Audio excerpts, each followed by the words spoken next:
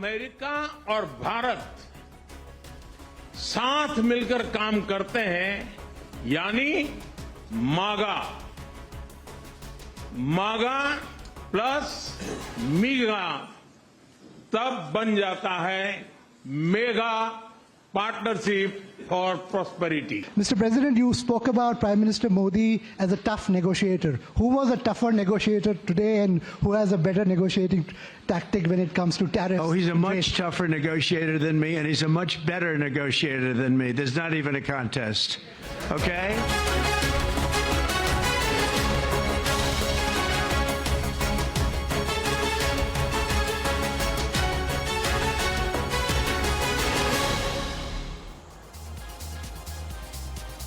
Hello and welcome to India Business Hour here from Washington, D.C., where Prime Minister Modi has concluded a very successful visit and had talks with Donald Trump on a range of issues. Yes, they spoke about MAGA and MEGA and a new era of prosperity. A lot of deals have been signed, a roadmap for the future as well, and a trade deal by the middle of the year. Ashmit, lots been happening here, and I'm sure all of this has been keeping you busy in New Delhi as well. Indeed, Parikshit, so much action, so many moving parts of that bilateral visit compressed into just a couple of days. I'm sure you've had your hands busy there with a lot more than just a cup of coffee, Parikshit. But do stay on with us. There's so much to unpack. We'll come back to you to get a sense of the big takeaways there. But before we do that, before we go back to Parikshit, here's a look at the headlines this evening. Prime Minister Narendra Modi and US President Donald Trump pledged to double bilateral trade between both nations to $500 billion by 2030, agreed to negotiate the first segment of the trade agreement by the autumn of 2025.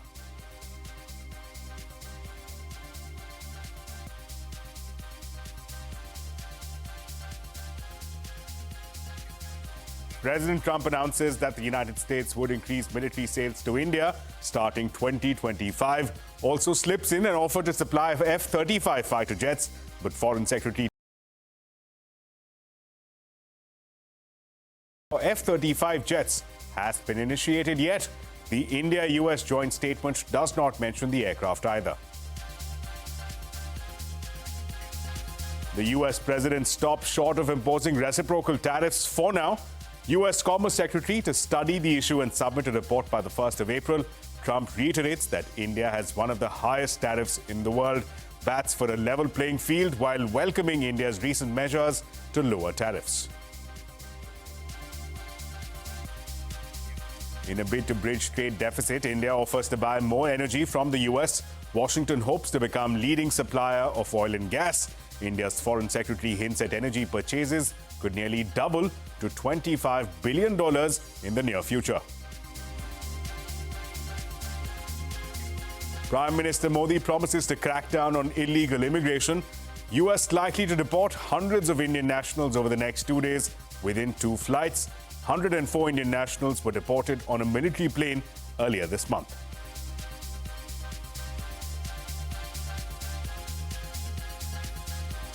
Sensex and Nifty declined for the 8th day in a row, making this the longest losing streak in 2 years.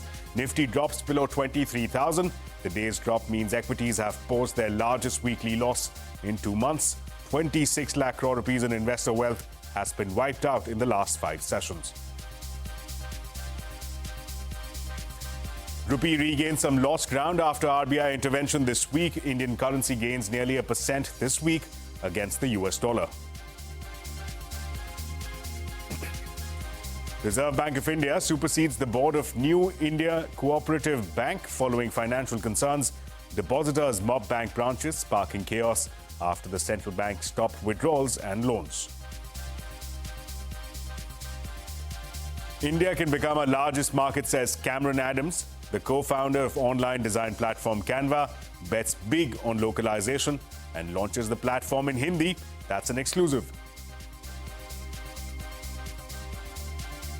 And JioCinema and Hotstar merge into JioHotstar, creating India's largest streaming platform, which can offer 3 lakh hours of entertainment.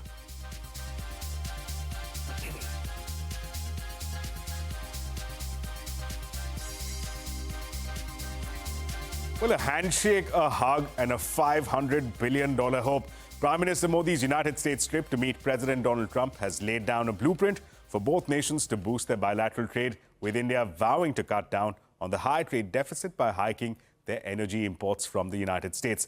Now, the two leaders met at the White House hours after the President Trump pledged to impose reciprocal tariffs against nations who impose high tariffs on American imports, but stopped short of enacting it. Instead, he signed an order that mandates that his administration submit a report by the 1st of April. Trump also urged India to reduce tariffs and batted for a level playing field, while also welcoming recent measures by India to lower tariffs. Now, despite the nudge by Trump, the personal chemistry between the two leaders was palpable. During the bilaterals, later, at the presser, President Trump said that United States would be boosting their military sales to India, including those of F-35 jets. However, the Indian government said that no formal process on acquiring F-35s have been initiated yet.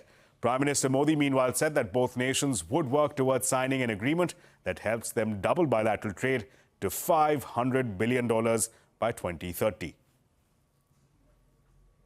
बहुत ही सुखद संयोग है. Great honor to have Prime Minister Modi. Congratulations on having done a great job.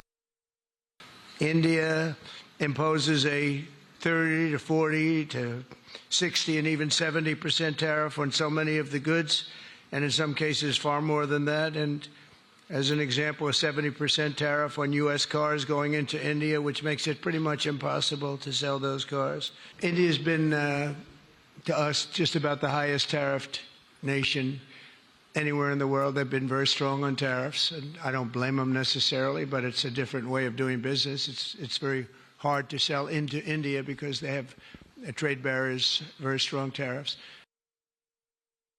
आज हमने द्विपक्षीय व्यापार को 2030 तक 2 गुना से भी अधिक बढ़ाकर $500 बिलियन तक पहुंचाने का लक्ष्य निर्धारित किया है. हमारी टीमें एक पारस्परिक लाभकारी ट्रेड एग्रीमेंट को शीघ्र संपन्न करने पर काम करेगी. Today, the Prime Minister and I are announcing a framework to strengthen those ties even further economically, and the U.S.-India Compact for the 21st century is a historic initiative that will deepen every aspect of our partnership and our friendship. Starting this year, we'll be increasing military sales to India by many billions of dollars. We're also paving the way to ultimately provide India with the F-35 stealth fighters. Lots of big announcements there. So much to unpack. Let's go straight across to Parikshit, who's joining us live from Washington, D.C. Parikshit, help us for the benefit of our viewers. There's so much that we've been talking about over the last couple of days. But what are the key takeaways from this Modi-Trump bilateral? You know, there were a lot of takeaways from that joint statement. Let's focus on 5 or 6 of them. The most important thing for Donald Trump, and we tried to give him that win, was the issue of trade. He has been complaining of a high trade deficit, a $40 billion trade deficit that the U.S. has with India. He spoke about very high tariffs on Harley-Davidson, Tesla cars into India, and how all of that needs to change. So India and U.S. have now thrashed out a roadmap to double trade by 2030 and have it at over $500 billion. They also instructed their teams, their governments, to start negotiations on a multi-sector bilateral trade agreement. This is not a full FTA, but this is a bilateral trade agreement that has to be signed by fall. So by the middle of this year, when Donald Trump visits India, that deal is going to be signed. On defense, yes, we heard about a new 10-year framework for defense partnership, expanding sales and co-production of defense systems, including the Javelin anti-tank missile and the Striker weapon system. One clear indication was that the procurement of 6 additional P-8I maritime patrol aircraft for the Indian Navy is going to take place. Yes, Donald Trump spoke about how this defense partnership will eventually pave the way for transfer of F-35s to India, and the joint statement did speak about review of policy on releasing 5th generation fighters. The joint statement made no mention of F-35s specifically. When we spoke to the Foreign Secretary about that and I asked him that question, are we buying F-35s from India? He clearly said that there are a lot of steps to follow before any kind of announcement can be made. There has to be an RFP issued, a formal process, a tender has to be opened as well. None of this has happened, so it's very premature to talk about F-35 sales to India.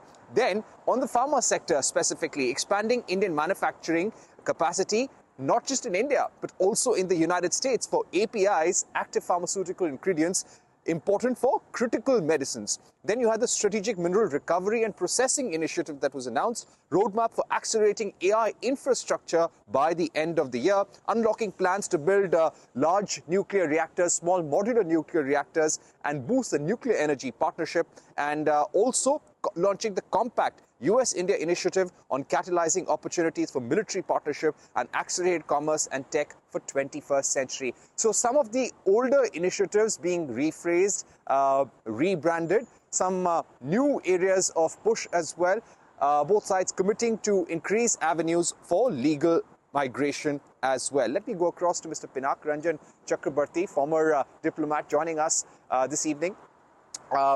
Ambassador Chakrabarti, thank you very much for joining us. How would you rate the Modi-Trump meeting? Yes, there were a lot of takeaways, a lot of chemistry between the two leaders, but do you feel that a lot of earlier roadmaps that the India-US governments enjoyed, such as the commercial dialogue for that matter, or US-India critical initiative for critical and emerging technologies, do you feel a lot of that has just been changed in nomenclature? Well, yes and no, in the sense that some of that will continue because the critical technologies, the defense initiatives, etc., will continue. But yes, Trump has come to power on a different, different slogans, different manifesto, and hence he will seek to apply them. And so we will have to get into these kind of details on, let's say, the tariff or the agreement that we are discussing. So tariffs will be one major issue, but that's more give and take, and it will be transactional there. Defense procurement has gone up considerably from the United States, and energy, I think, will again reappear as a major aspect because we have been buying a lot from the U.S. The U.S. and Trump is going to support the, as he said, drill, baby, drill. So there'll be more oil and gas in the market from the U.S. And we have no problem in buying it because we need the energy. And I think we bought last year, I think 15 billion, so it might go up to 25 billion. We will, because we diversify our sources a lot in terms of procurement of oil and gas. And don't forget that we also need the crude oil for the downstream, petroleum products, which India is one of the largest exporters. So, it's all kind of feeds into our exports as well. Anyway, so that point that I was making is that, well, it's a good beginning in my view. There are other areas in which, anti-terrorism, the handover of that, the 2611 culprit, Tahabur Rana, and but overall, I would say it has been a good visit, and I would recommend that the agreements or the outlines of the agreements that are contained in the joint statement, they will be followed up, and I think we'll see more progress on those in these domains. Right. Both sides also announced negotiations on a bilateral trade agreement and how this has to be completed by fall of this year. This would be a multi-sector bilateral trade agreement. Do you think this is too ambitious? Can it be concluded in the next 3 to 4 months? Well, it can be done, but it's not that maybe it's too ambitious because what Trump will seek is tariff concessions, and how much can we really give a tariff concession? We can give concession on certain items, certain tariff lines. I mean, there are thousands and thousands of tariff lines, but that trading, it doesn't cut across all the tariff lines. So if the US says, okay, these are my 50 items on which I need concessions, India might say, yes, okay, these are my 50 items. don't forget that while Trump may talk about India's high tariffs and protectionism, they themselves are very, very protectionist in terms of their agriculture. For example, they hugely subsidize their agriculture. And then they have huge non-tariff barriers in terms of, pesticide requirements and fertilizer, residues. These are all there. And so we'll have to discuss that as well. If they say that, because you cannot, the agricultural exports from America, for example, which they have been pressing, are very, very highly subsidized. So we'll have to take a call on that as well. Right. Ambassador Chakraborty, thank you so much for joining us, putting the visit in perspective for our viewers. Clearly, the joint statement is going to chart out the course of India-US relations. And we're also watching out for what happens with Tesla. Elon Musk met Prime Minister Modi for over 50 minutes. That's not a small period of time in diplomacy. And Elon Musk also tweeted a few hours back saying it was an honor to meet the Indian Prime Minister. Will Tesla start retail operations this year? Will Starlink start operations? All of that remains to be seen. With that, it's back to you, Ashmit. Indeed, a number of questions that still need answering. We'll only see how they unfold in the days and the weeks to come. Parikshit, thanks so much for that comprehensive coverage all the way from Washington, D.C. Now, moving ahead with that same story, though, in a bid to bridge the trade deficit, India has offered to buy more energy from the U.S.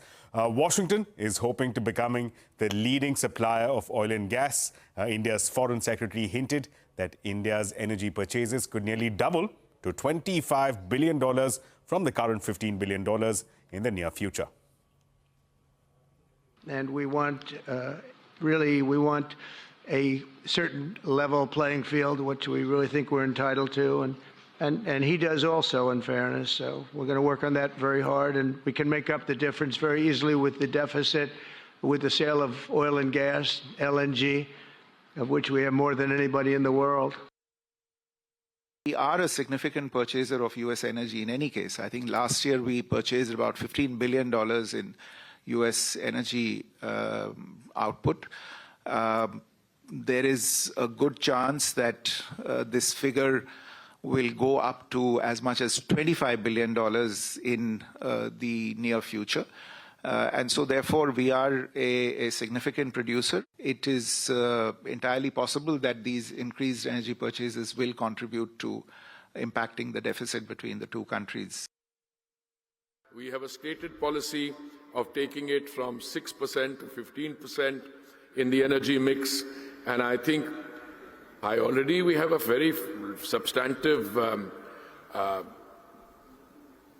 relationship with the United States, mostly on gas. I see definitely those quantities being addressed for increase. And staying with Prime Minister Modi's visit to the United States, in a joint press conference with the US President Donald Trump, Prime Minister Modi said that India is fully prepared to take back any of its citizens living in the US illegally. He added that the Indian government believes that those staying illegally in other nations have no right to stay there. However, he emphasized that efforts need to be made to curb human trafficking. Reports have said that the 2 flights of deported illegal Indian immigrants are set to land tomorrow.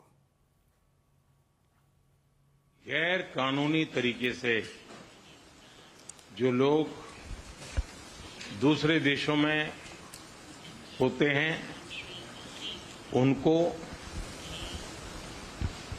वहां रहने का कोई कानूनी अधिकार तो है नहीं। जहां तक भारत और अमेरिका का सवाल है, हमने हमेशा कहा है कि जो वेरीफाइड होगा, कि जो सच्चे अर्थ में भारत का ही नागरिक होगा, वो अगर अमेरिका में गैर कानूनी तरीके से रहता है तो उसको वापस लेने के लिए भारत तैयार है। Well, Prime Minister Narendra Modi also insisted that he did not discuss the bribery charges leveled against billionaire Gautam Adani by the US government during his meeting with the US President Donald Trump. Calling the case a personal matter, the Prime Minister said that 2 prominent leaders don't meet to discuss such issues. Can I ask whether you discussed at all today the case of Gautam Adani who's one of the wealthiest men in Asia and perceived as an ally of Prime Minister Modi. Prime Minister Modi, have you asked the President to take action on that case? Thank you. पहली बात है, भारत एक लोकतांत्रिक देश है और हमारे संस्कार, हमारी संस्कृति वसुधैव कुटुंबकम की है। हम पूरे विश्व को अपना एक परिवार मानते हैं। हर भारतीय को मैं अपना मानता हूं। दूसरी बात है, ऐसे व्यक्तिगत मामलों के लिए दो देश के मुखिया न मिलते हैं, न बैठते हैं, न बात करते हैं। And just as Parishad was pointing out, Prime Minister Modi also met with tech billionaire Elon Musk at his family at the Blair House in Washington, D.C. In a post on X, Prime Minister Modi said that he was delighted to meet Elon Musk. He added that they discussed a wide range of subjects, including space, mobility, tech and innovation. Prime Minister Modi also spoke about India's efforts towards reform and furthering minimum government, maximum governance. Meanwhile, US President Donald Trump reacted to the meeting between Musk and the Prime Minister and added that he assumes Musk wants to do business in India.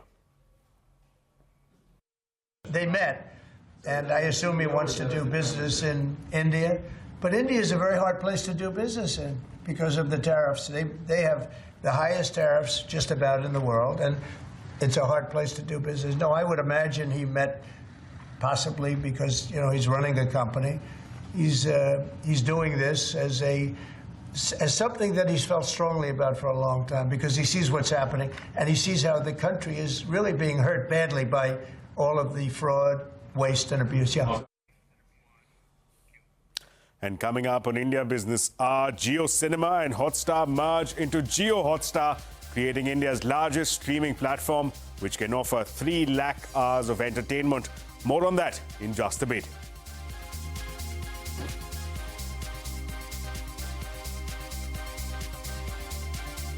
And you can also catch all CNBC-TV18's news and updates on Facebook, X, Threads, Instagram and Jio Cinema.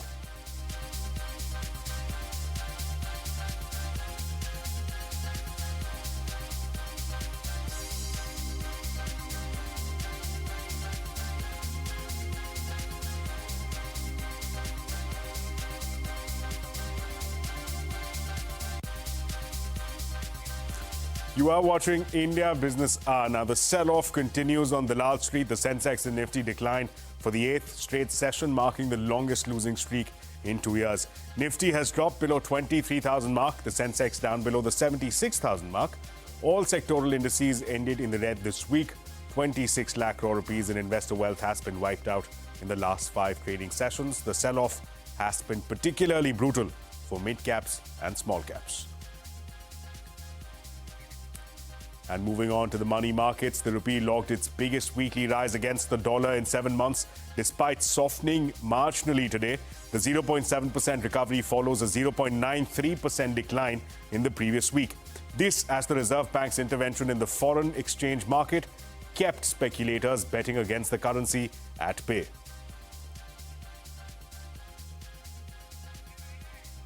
And speaking of the RBI, the Reserve Bank has superseded the board of New India Cooperative Bank following financial concerns.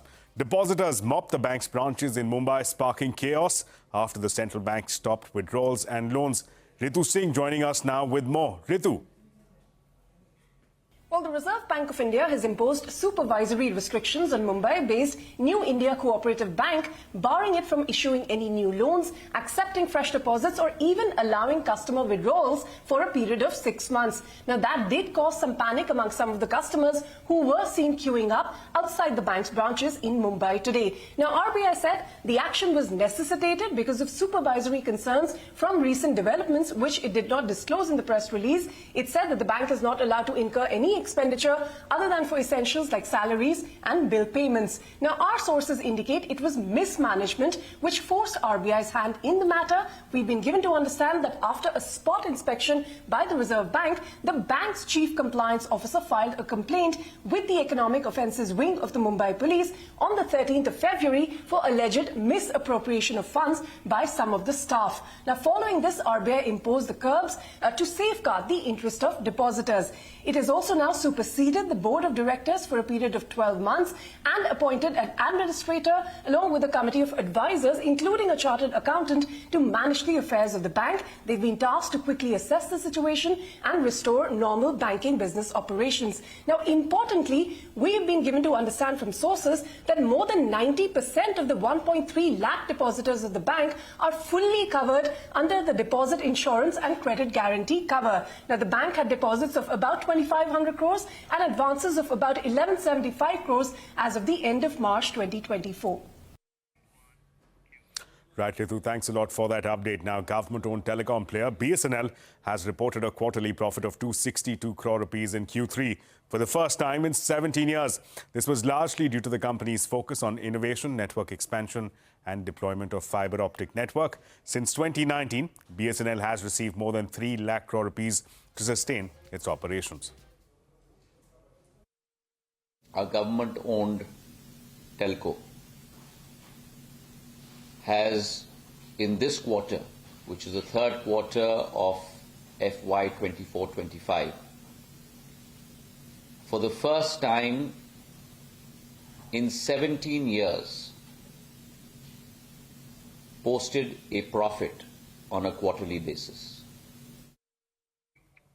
Now, Karnataka has secured investment commitment exceeding 10 lakh crore rupees at the Karnataka Global Investors Meeting. Speaking to CNBC-TV18, Karnataka's Industries Minister M.B. Patil said that the government hopes to convert at least 70% of the pledges into actual investments. Realizing around about 10 lakhs, we might end up at 10.2, 10.3 or even more also. Okay. So we are hoping to touch 11 lakh crores. Okay. And the question what you were telling, how much you were going to realize that. Yes. So we have been very specific from day one. Let us announce less but real-time investments. And accordingly, 70% is our target. A minimum of 70% should translate into investments. Suppose 10 lakh crores, 7 lakh crores should be realized. We don't want to remain on paper. Well, here's a CNBC-TV18 exclusive. India can become our largest market, so says Cameron Adams, the co-founder of online English design platform Canva, telling Shireen Bhan the company is betting big on localization and launching the platform in Hindi. I think India could be huge. So it's our fourth biggest market at the moment. It was 5 just a few months ago, but it's continues to rapidly grow. And I think it could reach the #1 position very soon, within the next few years. We're seeing incredible usage and incredible diverse usage of Canva across the Indian market as well. It's not just individuals producing social media content. It's also businesses and workplaces using Canva for presentations, pitch decks. Now, Reliance and Star India's merged entity JioHotstar platform is now live in India. The new OTT platform will bring together the content from both Jio Cinema as well as Disney Plus Hotstar. Shilpa Ranipeta now joining us with more. Shilpa, tell us, how will users benefit from this merged platform? Well, the merger between Jio Cinema and Disney Hotstar is done, and there's a brand new app. Now, the most obvious benefit will be that users don't have to choose between these two apps or toggle between the two different apps to get to the content they want. The new JioHotstar app will have it all, over 3 lakh hours of content across 19 languages. So potentially, we will now have India's largest OTT player, with the company saying that it will have a user base of over 50 crore. Now, these 50 crore people are not necessarily all paid users, but that just means that there's potential to convert them. So what happens to your existing apps? Now, Jio Cinema will now redirect you to download the new app or prompt you to open the Hotstar app if you already have it on your phone. Now, the Hotstar app should automatically have been updated to JioHotstar or will prompt you to install the latest update. Now, your existing premium plans will continue on JioHotstar for the remaining duration of the plans, and once those plans expire, you will have to subscribe to the new plans. Now, these new plans start from 149 rupees for 3 months for a mobile plan, and it goes up to about 1,499 rupees or 1,500 rupees for a premium ad-free plan that allows you to access 4 devices. And what does JioHotstar now entail in its new avatar? Well, everything that both apps used to individually offer is now under one umbrella. Now, JioHotstar will also aggregate the libraries of NBC Universal Peacock, Warner Bros., Discovery, HBO and Paramount as well. Now, it also plans to double the South Indian content to about 1100 hours, taking on what has been the USP of platforms like Prime Video or ZEE5.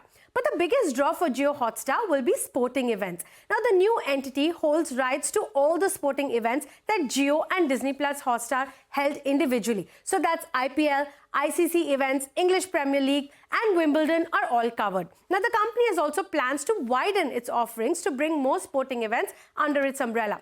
Does this now mean that then you'll have to pay for IPL? Maybe not, because the company says that some content will be available for free every day. But whether this includes IPL or not, that we don't know yet. Now, what will be interesting to see is what this means for the OTT landscape in India. With nearly 36 million paid users, Hotstar was already the market leader here. And it was followed by Prime Video, Netflix, and then Apple TV+. Now, the merged app will actually have about 52 million paid subscribers to start with. And this could shoot up once the IPL starts in a month's time.